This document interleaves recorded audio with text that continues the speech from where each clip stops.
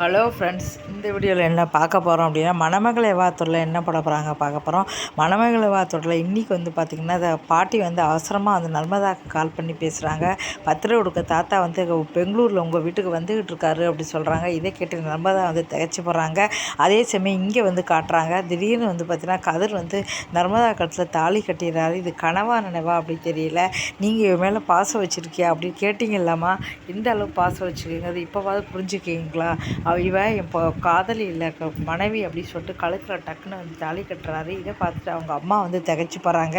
ஏன்னா அவங்க அம்மாவுக்கு நர்மதாவை கண்டாவே பிடிக்காது. இப்போ திடீர்னு இவன் தாலி கட்டிட்டா அப்படின்னு இவ தான் உங்கள் வீட்டு மருமக அப்படின்னு சொல்கிறாரு. இதெல்லாம் கனவா நினைவா அப்படின்னு தெரியல. இதுக்கப்புறம் என்னென்னலாம் நடக்க போகுது அப்படிங்கிறத பார்க்கலாம்.